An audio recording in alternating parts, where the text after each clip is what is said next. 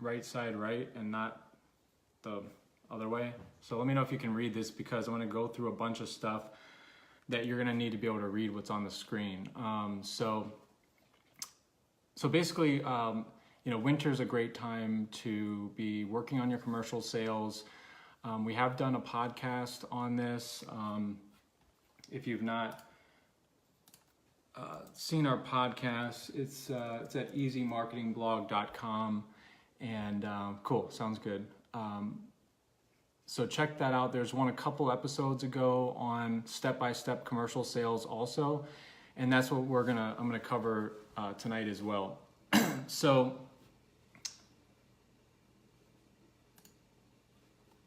let me just scroll this over. So basically, I put together kind of a simple blueprint. You can go back and watch this video and take screenshots and stuff like that. Also, if you want to get this PDF, I can send it to you as well. But basically, like I said, in the winter time, it's a great time to be working on this stuff because you have a little bit more time than maybe usual. Customers that are going to be purchasing in the spring, which is coming quick, also have some more time to look at things. So it's a great time to be working on these sorts of things. What's up, Michael? How's it going?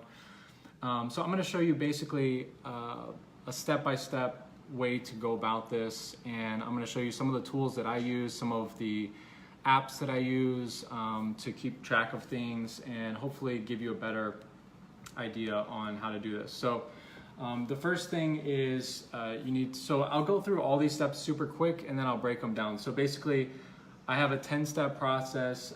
First, you need to compile your list, and then you're going to bang the phones, email, direct mail, phones, email, and then a couple steps to either put them into a nurture campaign, repeat, or whatever. So we'll go through each of these in a moment, but let's start with step number one, which is to compile a list. So basically, the first thing that you need to do if you want to start going after commercial work is you have to compile a list for, let me see, I don't know if I can zoom on that, but you need to compile a list of the people you're actually going to be targeting. Generally speaking, I would target one or two markets or very similar markets, just for your own ease of working through the list and sort of getting familiar with what those people are asking for. So if you're just starting commercial for the very first time, a great place to look for most companies, meaning no matter what size you are, a great place to start could be smaller professional offices like dental, chiro, what else? Dental, chiro, family practice, urgent cares, things like that, because they're going to be manageable for you if you are a small company, but you're still starting to get your feet wet into commercial. You have probably a ton of these type of businesses in your area, and it's easy to get in with the, get in touch with the decision makers. So that's a great place to start. I serviced a lot of those types of accounts when I was in business, and there's other ones you can do as well. It doesn't really matter if you've already gotten your feet wet in an industry. I would keep pushing on with what you've already had success with as well. If you do a lot of libraries already, or medical, or just regular offices at those little strips of business offices, if you've had success with something already, then I would keep pushing that. When you compile your list, what I would recommend is to use some sort of spreadsheet or CRM.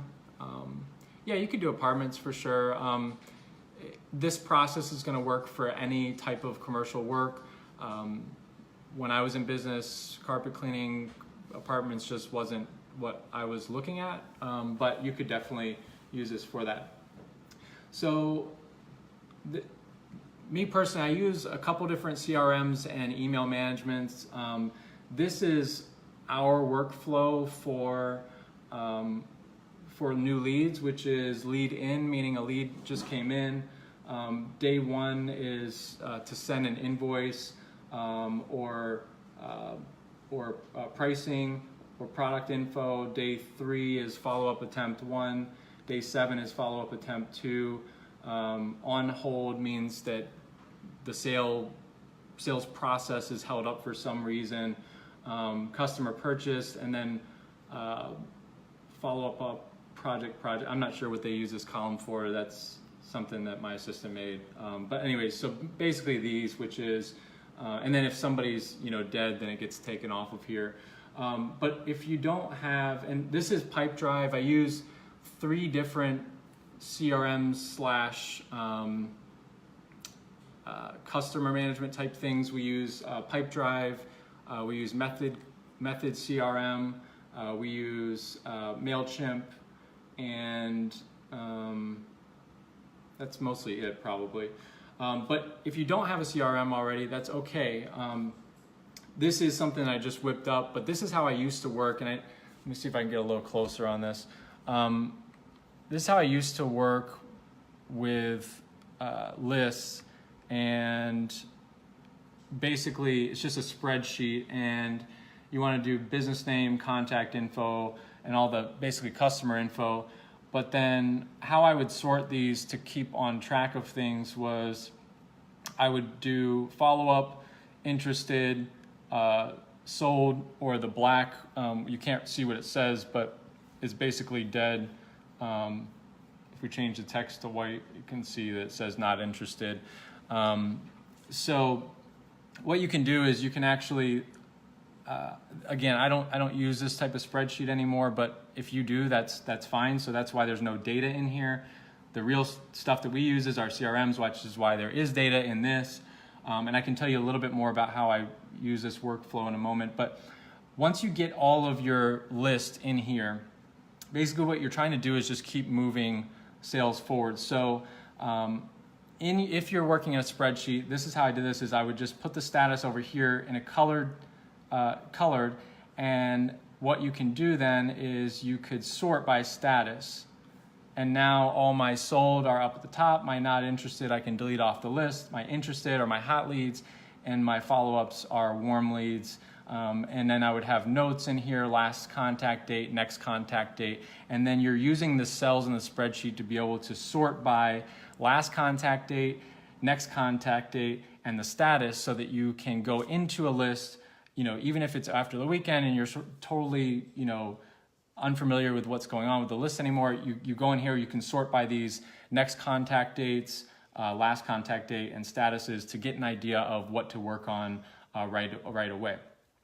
Generally, I would start with a list of somewhere between 100 to 500 businesses, and what I would be doing is working that list for about 2 to 4 weeks, getting all of these into, trying to get to as many solds as we can, and then we're going to dump people after that. And I'm going to show you, let me just go through quick how I use, how we personally use Pipedrive for this process.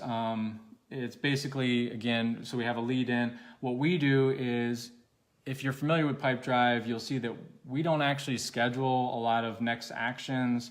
That's why there's these little exclamation points everywhere. That's because we don't have scheduled next dates. But what we do is, once somebody shows interest, that's when we send them the information.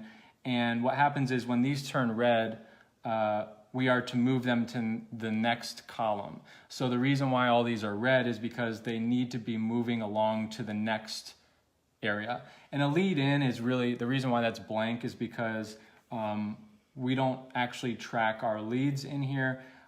That's basically someone showed interest, we need to get to the second step. And so that's, if we put people in here, these are hot leads, and then they immediately pretty much should be moving into this next column. But just in case somebody didn't get to, that this is a place where they could sit for a day or whatever until they get moved in here. But basically, so we try to move these along here. We also have a post-sales pipeline, and then we have other promotions on here that basically, as we put a bunch of leads in here, we can start to work them through this. So that's compiling your list and sort of organizing it. Next, let's see. Next is going to be your phone call one. So basically, how you're going to do this is basically once you get your list and you start calling, your very first call is only to do one thing, is to figure out who the decision maker is. So we don't even need to talk to them on the first call. When you do call somebody and you get them on the phone and you say, so basically the question you're going to ask, there's a couple, Bill, we use a couple different CRMs. We use Method CRM, which is something specific to the cleaning market. We use Pipedrive, we use MailChimp, and that's mostly what we use for customer / email / sales. Like there's some differences between them depending on what you want to do, but we manage our actual sales funnel in Pipedrive. So you call the business, and all you're asking for is who's in charge of. So somebody answers, "Hi, this is Sue at XYZ company." "Hi, Sue, this is Ryan at XYZ carpet cleaning company. I was just wondering, could you tell me who's in charge of your floor care, who's in charge of your carpet cleaning, or how can I get added to your vendor list?" Something like that. So how can I get added to your vendor list for floor maintenance? A question along those lines is what you're going to ask. You're simply trying to get a name on that first call. That's all you want. If you don't want to, you don't even have to ask to speak with that person, though that would be the natural next step. So usually you would say, "Oh, great, thanks a lot for that. And is Bill in?" And if they say yes, Bill is in, the contact person, then you would ask before they transfer you, do they have a direct extension line, and then or direct phone number, whatever. So basically, say just in case I get disconnected, what's Bill's extension? You're trying to get more information so that the next time you call, you can get directly in contact with Bill, right? So basically, we want to know who's their name, and then what is their direct phone number. And if you are going to be doing anything else, you can also pry for that info, but really you're just looking for a direct phone number and a direct contact name. Ask if they're there. They're probably not available, so you're gonna say, "Okay, well, thanks, for letting me know. I'll try him back," or "Yes, can you send me into his voicemail," or whatever you want to do. The next call, okay. So basically, we get our list, and then we make our phone call one, which is just to find out who the decision maker is and how we can get directly in contact with them. Phone call two is now where we are. We're going to be calling those people back directly asking for them. So we're calling specifically for Bill, and if we have their direct line or their extension, we're going to be using that, and that's where we're going to be trying to get in direct contact with them. And on your CRM or whatever, basically at this point, if you're using a spreadsheet, all you have is info, but you don't have any statuses here yet, because you've not actually talked with somebody yet. So you would mark off, basically that in the notes or whatever that they, that you left a voicemail or whatever the action was and the date. But basically the status is reserved for actually where things are. And once we talk to that person or make that first actual phone call, first voicemail, that's where we're actually now tracking this as a lead. Thanks, Robert. Yep, it does. It's not rocket science. So basically we're going to call them, and all we're trying to do now, okay, so you want to make sure you're clear on your objectives of each touch point. Phone call one is to get the decision maker's name and direct contact info. Phone call two, the objective is to basically ask permission to send them information. So you can send this in a few different ways, and we're going to get to that in a moment, but that's the main objective of phone call two, is a short introduction, a very brief introduction, and permission to send information to the customer.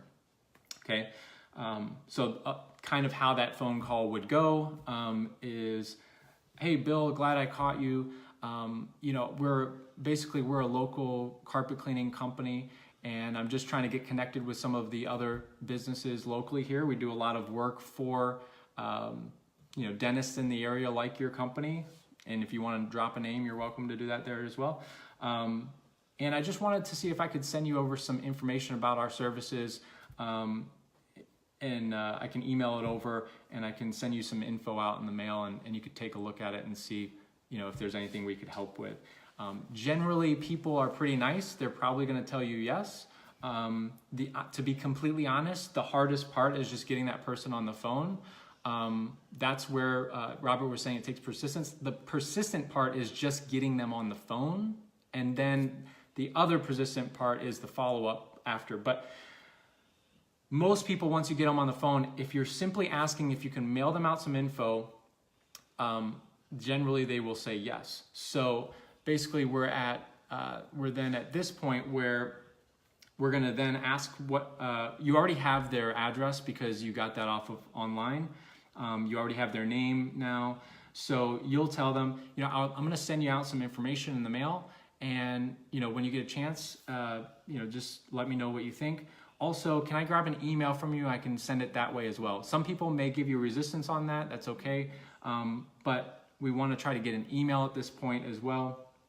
And so we're going to step 4 and step 5, send out our email and send out our direct mail. What are you going to be mailing? What are you going to be emailing? So something that really easy that you can do is, if you've not seen some of these materials that we've been putting together on our new template page, this is a commercial carpet cleaning brochure that we've put together, and let's see if I can get in here. And this is made for commercial cleaning, commercial carpet care. So, so what you're going to do is you're going to email them basically a brief introduction to your company, and then a brief overview of your services, and you're going to attach a brochure or a sell sheet to that email. That's going to give a little bit more, it just gives people something visually that they can look at, something that's graphically put together that can engage them a bit more. It shows a bit more professionalism and a bit more of your brand off to the customer. And so that's what you're going to email them. As far as what you're going to mail them, you can mail them the same thing, with possibly a cover sheet, cover letters, additional sell sheet, something like that. We also have customers that will mail out folders, because again, this is a warm lead at this point, right? So don't get too caught up on how much your mailers is going to cost, because you're only mailing them to warm leads. So, we do have customers that will mail out folders with different sell sheets on their different services and packages that they offer, as well as, brochures and business cards and that sort of thing, and mail it out in a nice big 9x12 envelope. But if that's not where you're at right now, simply mailing a sell sheet, a flyer, a brochure, a handwritten note, or whatever, that will be a really nice touch point that these customers are not used to getting. So we've compiled our list, we've figured out who we want to talk to, we've now talked to them, and we've sent them an email and a direct mail. Now, if you've not talked to them, which is going to be the most common thing on your data list, your most common thing are going to be these yellows that you've probably never even talked to, or you've left them a voicemail or whatever. They're stuck, okay? That's why we only work a list for 2 to 4 weeks. We're going to continue to follow up and call that person until we get them, or until we're done with that list. And if you can get an email, what you could do as well is, if you keep calling and you're never getting in touch with that person, you could ask the person at the front desk, you know, I wanted to send them some info over that I told him I was going to send him, but I haven't been able to get him on the phone. Do you have an email for him? You may get somebody that will give that person's email out, and you can go ahead and send the email and sort of skip this step and then follow back up. But basically, what that brings us to now is phone call 3, which is you're going to wait roughly a week after you send out your email and your direct mail. The reason why I say a week is because basically we're going to try to time the call to come in after that mail hits. So you want to give it a couple of days so that they actually got the mail that you sent them, if that makes sense. But you don't have to wait a week after that. You're basically just anytime right after they receive the direct mail, that's when you want to be calling. So ideally, you know, the day after or 2 days after they've received your direct mail, so it's still fresh, but also allowing enough time for them to get it. So phone call 3, super simple. What's our objective? Yeah, many times they do, Robert, you're right. It just depends, but you know, if not, that's okay. We're working a list. We know what's going to happen with this list. Some people are going to buy. Some people are going to tell you to, you know, they're not interested. Most people you're never going to talk to. And that's just how these things go. That's okay. We're going to give it our best shot and see what happens. Phone call 3, again, each time we understand what our objective of a piece is or a touch point. Phone call 3, our objective is simply to ask them, did you get the stuff that I sent? Do you have any questions? Okay. If they have any interest in anything, they're going to express it at that time. Even if they're short on time, they're going to tell you something like, you know, I did have some interest, but I don't have time to talk about it right now. And at that point, you're going to say, you know, sounds great. When would be can I give you a call back, you know, tomorrow or end of week, or whatever the case is, right? Phone call 3. What's up, Gordon? How's it going? Thanks for popping in. Phone call 3, the objective is to basically just figure out, did they get the package, the info that you sent? Do they have any questions? And then our secondary objectives is to basically answer those questions. So now we're trying to see if this is an actual sale now. What we're trying to see is, are we going to try to push forward to schedule an estimate for them? Or the second thing that we want to do, there's basically the 2 objectives. Past, did you get our stuff? Okay, everybody saw you. Right, go on. Go on. I didn't know. It's okay. Did you get our stuff? Did you have any questions? Okay, that's how we're going to open the conversation. The 2 objectives that we have at that point are, we want, if it's natural, we want to set up an estimate, meaning they say they are interested in some sort of service or whatever. Then the next step that you're trying to get to is, can I come by and give you an estimate? When would be a good time for that? So that you have the information. The other course of action is, if you're not sensing a interest in anything specifically, or they're short on time, what we want to do is get permission to contact them again. Okay, so that's the 2 things that you're trying to get out of this. You either want to schedule an estimate, or you want to know, when can I follow back up with you on this? So now, once we have that, we're going to send out another email that's going to recap what happened on the call. It's going to give them additional information about anything they may have showed interest in. It's going to give them an estimate time confirmation if that's where you went with it. But it's basically going to recap the call. So if you set an estimate, you're going to recap when that is. You're going to give them a bit more information on that service that you're doing the estimate for. If you did not set an estimate, and you're trying to basically figure out when you can contact them next, then your email is just going to recap your conversation, and it's going to basically just tell them when you're going to follow back up with them. Then Step 8 is basically you're going to repeat steps 6 and 7 until the customer becomes unresponsive or tells you that they have no interest. So you're just going to keep doing these until they either start ignoring you or they have no interest.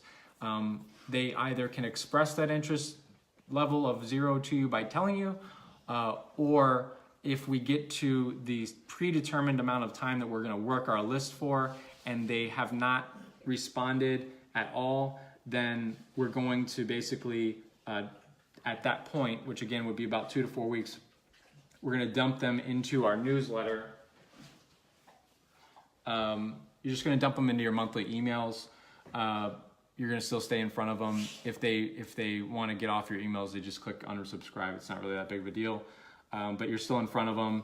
They may have had interest in just not wanting to talk to you. Like sometimes if people aren't interested and they can avoid talking to you, if they're not interested at that time and they can avoid talking with you, they will avoid talking to you because they have no interest in acting at that moment. But in 6 months down the road, that could change. If you dump them into your newsletter and you have decent content that you're emailing monthly, they're gonna stay subscribed to it as a reminder to themselves that they wanna work with you, but they're not gonna do anything, okay? But you can still dump them into this. If they truly have no interest, they're gonna unsubscribe from this, and again, it's no big deal. So step 10 is repeat with a new list. So basically you're gonna work a list for 2 to 4 weeks, set that time frame up at the beginning of when you do this. Understand how long you're gonna work a list for. I recommend somewhere between 2 to 4 weeks. That's a perfect amount of time to get fully through a list, to close deals, to figure out people who are not interested. And basically you're gonna have some people that you've never talked to or things are sort of not finished with, meaning they keep kicking that can further. They keep pushing you out further and further. We're not gonna sit here and keep calling them all the time or whatever. We're just gonna dump them into our newsletter and we're gonna get a fresh list and we're gonna do this again. Because I can close more hot leads, people that are ready to buy now, with a fresh new list than I can by talking to people that aren't ready to move forward. If somebody was ready to buy from you, they would have already bought. Does that make sense? So they're not a sale until they're sold. And to try to keep chasing people that aren't understanding well enough or aren't in market enough to have already acted, we don't need to waste our time with them. So basically, you get a new list and you repeat. So if you missed this, you can go back through this. But basically what we covered here was how to set up your list, a couple apps that you can use. This is the Method Clean CRM. I don't know if you guys seen this, but Shane DeBell is the owner of this, and he has a complete commercial system that he works, but part of that is this CRM, and what I really like this for is landing pages, auto emails, drip campaigns. Wants to be in my video. Give me a second, Robert. So that's what I like this for. Pipedrive, I like to track my actual sales pipeline with. MailChimp we use for monthly email blasts. And the spreadsheet is just an example. If you don't have some of these things, you can use your spreadsheet for your sales pipeline. That's a great way to get started without spending any additional money. Google Sheets is a great place to do that. Robert was wanting to jump on the video. Let's see if he still wants to hop in here and we can chat for a bit. Let's see. Hey, thanks, Bill. And if you guys want this sheet, you can send me a message and or an email, and I'll email you this. It's a PDF that has all this info. And then also, we have some great resources that you can use for emailing to people, mailing to people, and things like that on our new template site. What's up, Robert? How's it going? What's going on, Mr. Ryan? Not much. Another night in paradise. I'm going. I haven't gone digital yet, but I'm going through all my papers. When you popped on, I need to sit down with you sometime this week and go through some tracking stuff because I'm doing everything by paper. Uh-huh. I've been doing everything by paper. Um, what we're doing is we're doing everything that you've laid out here, but I do it on paper, Okay. and it's kicking my ass. Well, like I said, the easiest way to start is to just without getting any more subscriptions, not spending another dollar. The easiest way to start is to go on Google, go to Google Sheets, open up a fresh sheet. I can email you this blank one if you want that has, but basically it's just the customer's name, status, notes, last contact date, and next contact date. That way you can sort. See, what you're missing out on, what you're missing out on from paper, here's the main thing you're missing, is that if you come back after a weekend, you got to refresh yourself with that whole list, even if you have notes, even if you have highlights and all that stuff, because you can't sort it. When you move to a spreadsheet, though, you get that ability of sorting now. So I can sort by last contact date, sort by next contact date, and see what I have to do next. You know what I mean? Okay. So what we're doing on our, basically like what you were explaining, we do after we go through the first initial contact. Like I was talking with Courtney a couple weeks ago, and we went through this a couple weeks ago with Courtney on the initial contact. Like say you got a slow day, you got a day where you've got 2 or 3 calls scheduled, and 2 of those 3 calls scheduled canceled. So you still got 4 to 6 hours that you owe the company for that day. So we'll walk into commercial properties all over the place, just walk in and I call them the gatekeeper, because they're typically the ones that will either call back and see if that person's busy, or they'll say, oh well, they're busy today, and I ask them, do you have their contact information? Do you have a business card with their name? Right. And this is from last month. Nice. So typically they'll have a business card, or they'll have one of their cards and they'll write their information down. This system works, guys. I promise this system works. I mean, I use this one a lot. We had a UPS store that the guy was kind of on the fence. He was interested, but he just wasn't ready to go yet because he had somebody that he was using. Yeah. I call every month on the 27th, the last Friday of the month is my marketing day, which is tomorrow.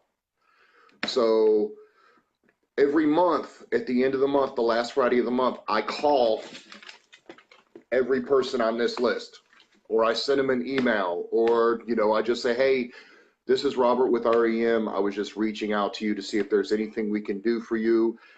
If you've got something coming up that you need to have cleaned and your other cleaner can't get to you, I would be more than happy to come out and do a free demonstration for you, and maybe we can go from there. Nice. Just something real simple. I had been calling this guy for 11 months, every month for 11 months. September 27th, I called him. Or it was the 28th. My wife's birthday is the 29th. It was the 28th. I called, and I said the same thing. Hey, Dan, this is Robert with REM, just reaching out to you to see if you need anything. I know that you already have a cleaner that you're using, but if there's something comes up and that cleaner can't get to you, just know that I'm here for you. And he said, you know what, Robert? I have an inspection on Monday. I called my other cleaner this morning. He can't get to me. Is there any way that you can come service my property tomorrow? There you go. Done. New client. So, and on top of that, when I got done with that store, he gave me his other 9 buildings. Nice. That's awesome. Just because I was willing to go out of my way to help him when his other cleaner wasn't. I mean, it does work. Right.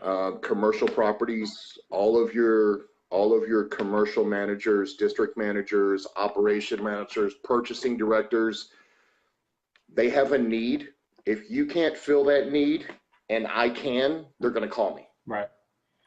Well, It's just that simple. And that's what I said earlier about the persistence. yeah. Because if you stay front of mind with them, and if they call their other cleaner that they've had for 20 years or 5 years or 10 years, however long they've had them, if they call that cleaner and they say, "Hey Ryan, we had a party night before last, and we got a bunch of Coke spilled in the boardroom. We have a board meeting. I just got an email. We got a board meeting on Tuesday. Is there any way that you can come out and clean our boardroom for us?" If you're booked up and you tell them, "No, I can't get to you," they're going to call me. Yeah. It's just that simple. So, not saying poaching work from other guys, but most definitely keep yourself front of mind. Right. Yeah. One thing that I think people don't realize too is that if you're calling a customer or you're emailing a customer and they haven't told you to go away, they haven't told you they're not interested. Here's the thing: is most people get discouraged by that because they're being unresponsive. But here's the thing: is that if they are being unresponsive, instead of telling you to go away, what they're telling you is, "We are interested, but for some reason, not right now." And, I can't. Right. And that's something interesting to to look at it that way, because it keeps you following up, because we know that they are interested. They're just not, they just can't do it right now. And so, one thing that you might consider doing with what you're doing though, is potentially, I wouldn't change look at your own stuff and see what you think. But if you were moving in larger and new fresh lists and moving dead people to email and other forms of more hands-off stuff, then you could focus your phone time on getting to more hot leads. Because that's what I was saying earlier, like once people aren't answering me, become unresponsive, I understand that they could still be in market, but I also don't want to call every person on the list personally once a month. You know what I mean? Yeah. That said, I'll send them a bunch of emails, and what I found is, when you're getting into somebody's main email box, which you can tell with the CRMs if they're opening it. So as you see people opening your emails, that they're just being unresponsive. They're purposely looking at your info and they're not doing anything with it, but they're not telling you to go away. So we'll just keep emailing them, and eventually one of them, to a story similar to yours, I think it was our 11th email to them that they finally emailed back. And sometimes people will do like a breakup email too, but I used to do that, but now I just keep them on our list, and we'll just send them something. Eventually, if they're in market and you're in front of them, they're gonna do something, or they're gonna tell you to go away. So I had one of those a couple weeks ago. nice. Dude told me straight out. He's like, "Look, man, I'm gonna be honest with you. I flirted with the idea. I read the emails. I went through your website. I went through your Facebook page. I seen all your stuff. I flirted with the idea. I'm just not gonna go." Yeah. And I was like, "Thanks, man. I mean, thank you for telling me that." I crossed him off the list. He's still on the email list, though. He still goes through MailChimp. He still goes through my email list. I mean, Nice. I'm not gonna take people unless they specifically say, "I don't want to receive any more information from you." Right. If they tell me that, I'm just gonna leave them on the list. It doesn't really affect anything one way or another to me. Yep. I mean, it just goes in a populated list and it sends out. Yep. Yeah, but I need to get some folder stuff put together. I talked to Nate about, I've seen Nate's stuff and I've seen some other stuff that you've done, and we need to get that rolling. Let's do it. We're marking you a hot lead on our system right now. Done. Robert's a hot lead. Up until this point, I mean, honestly, I've been doing everything. Damn, I put them all in the truck today. I mean, up until this point, I've just been doing like a brochure with a business card and 2 pins on it. So when I go in, I hand them a brochure with the pins and the card, the gatekeeper. Hi, I'm Robert with REM Carpet and Tile. We're in the neighborhood. We're cleaning a building right down the street. I just wanted to give this information to you, or if you could get it to the proper person, that would be greatly appreciated. And by the way, do you have the contact information for that person? One thing that I can really strongly suggest to guys that are going out to do commercial leads, if you go in the building, if you're physically going into a building, not calling, but physically going into a building, if you go into a building with the expectation of meeting the person that makes the decisions on your first trip, you will be disappointed every time. Yeah. I don't physically expect to meet that person or talk to that person until 6, 7, 8 times of me either calling or emailing. Yeah. That's a realistic expectation. If you go in the first time, let's say you go into 20 buildings and you expect every one of those 20 buildings, you expect to talk to the person that's in charge of carpet cleaning or tile cleaning, and you get let down 9 times. On that 10th one, you're not going to go into it. Right. Yeah, I think that's a good point you make about understanding the objectives, and with the step-by-step thing that I outlined, essentially, we're actually completing those objectives every single time, which I think, to your point, it builds that confidence because you're actually completing the objective you set out to do. And the idea of booking, an estimate or whatever, that's an optional, thing. So you don't have to, you could literally go through a whole list, never book a job, never book an estimate. Now, of course, hopefully that doesn't happen. But point being that you would not have dimmed your confidence because you're completing your objective every single touch point. You know what I mean? Your objective is to get pushing. My objective when I walk into a building, my objective is to get the data that I need, the information. Yeah. The person that's in charge, his phone number and extension. Most importantly to me is the email address. Mm-hmm. Because that's where, when we do all of our email stuff, even if I call, like if I call the first time, when I go in, let's say I go in Monday and I get that information, the following Monday, I will call that company back. I'll give it 7 days for my information that I left there. I'll give that 7 days for it to get to the right person, and that right person to see it, lay it on his desk, and every time he looks over, every time he uses my pen, he thinks about it. So then the following week, it's a psychological thing. The following week I call back, and typically the same lady that I talked to or the gatekeeper that I talked to the prior week will answer the phone. Hi, this is Mary.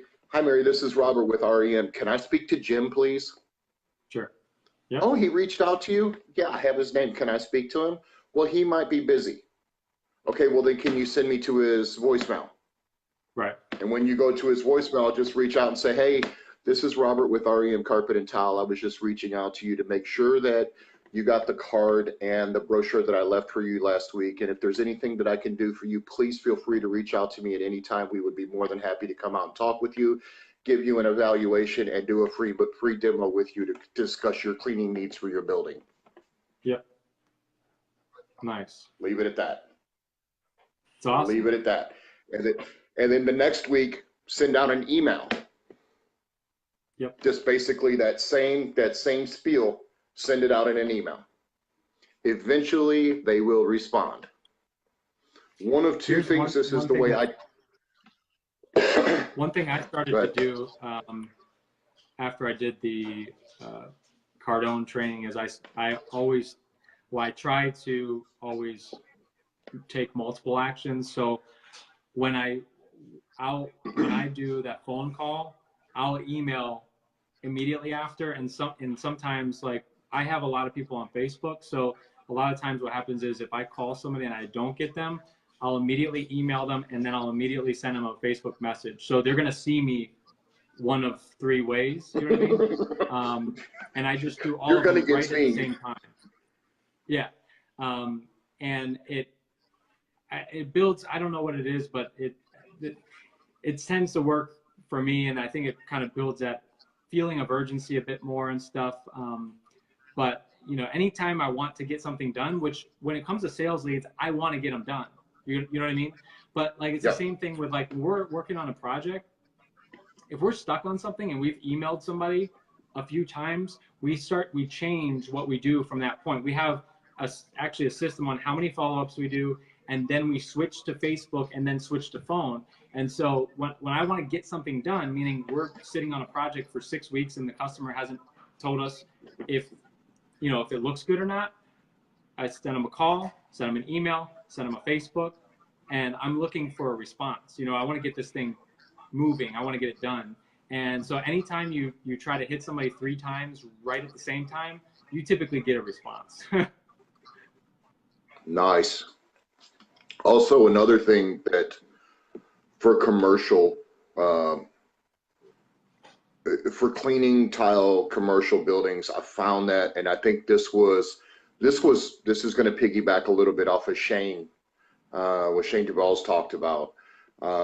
If you're marketing to commercial properties, I see a lot of posts on cleaners and a couple of the other groups too about how do you market for commercial buildings. Right.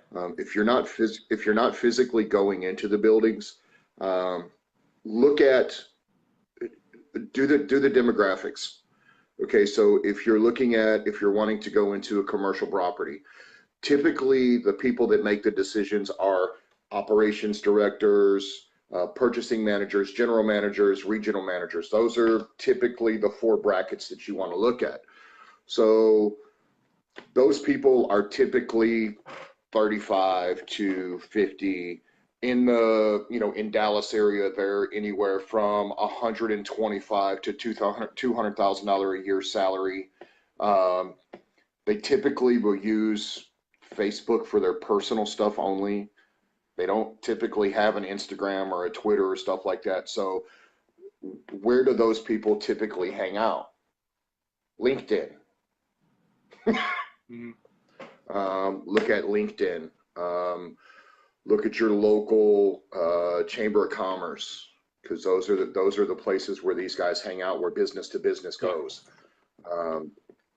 That's just another added tip to the guys that are looking to go for commercial. Anytime you can find where those people congregate, either offline or online, that's really the only way that you're going to launch any sort of marketing campaign that is not a direct sales marketing campaign. Yep. You know what I mean? But even still, many times you're going to take that same approach, just using these different mediums. You brought up Shane, yep. and I know he uses LinkedIn, and essentially the same type of system that we're talking about for in-person or on the phone. It's the same thing, except for you're not starting out on the phone, or you're starting out with LinkedIn, but you're still this direct marketing, sort of direct sales type of system. It's very, very similar in the way you would execute these other things. You're just going somewhere else to start that conversation. 100%. All right, I didn't mean to hijack your post any, but I wanted to jump on here for a minute with you.